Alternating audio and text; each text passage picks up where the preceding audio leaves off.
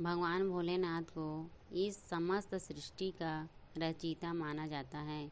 उनका न तो आदि है और न ही अंत है।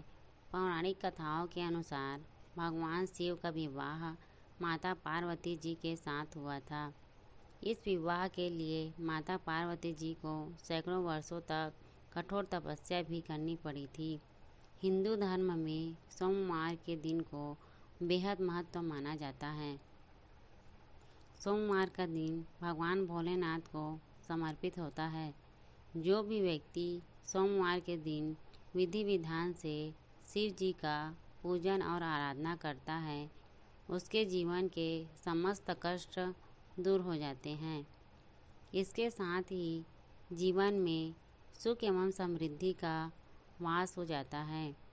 भगवान भोलेनाथ को बेहद जल्दी प्रसन्न होने वाला देवता भी माना जाता है। भोलेनाथ का विवाह माता पार्वती के साथ हुआ था। इसके लिए माता पार्वती जी ने सैकड़ों वर्षों तक कठिन तपस्या तप किया था। तप के बाद एक वक्त ऐसा भी आया था जब पार्वती जी को भगवान शिव की परीक्षा का सामना करना पड़ा था। पौराणिक कथाओं के अनुसार माता पार्वती ने भगवान शिव को अपने पति के रूप में पाने के लिए सैकड़ों वर्षों तक कठोर तप किया था। उनकी तपस्या को देखकर देवताओं ने शिव जी से देवी पार्वती की मनोकामना पूरी करने की प्रार्थना की थी। इसके बाद भोलेनाथ ने सप्त ऋषियों को पार्वती जी की परीक्षा लेने के लिए भेजा। इस परीक्षा के दौरान सप्त ऋषियों ने शिव जी की ढेरों अवगुणों को बताते हुए माता पार्वती से शिव जी से विवाह न करने का कहा। लेकिन माता पार्वती जी अपने निर्णय से टस से मस नहीं हुए।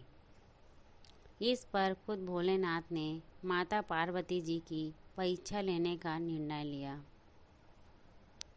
माता पार्वती के तप से प्रसन्न होकर शंकर जी उनके सामने प्रकट हुए और उन्हें वरदान देकर अंतर्ध्यान हो गए। कुछ क्षणों बाद ही एक मगरमच्छ ने एक लड़के को पकड़ लिया और लड़का मदद के लिए पुकारने लगा। बच्चे की आवाज़ सुनकर माता पार्वती जी नदी किनारे पहुंची और उनका मन द्रवित हो गया। इस बीच लड़के ने माता पार्वती को देखकर कहा कि मेरी न माँ है, न बाप, न कोई मित्र ही है। माता आप ही मेरी रक्षा करें। इस पर पार्वती जी ने मगरमच्छ से कहा कि ग्राह इस लड़के को छोड़ दे। इस पर मगरमच्छ ने कहा कि दिन के छठे पहर जो मुझे मिलता है उसे आहार बनाना मेरा नियम है।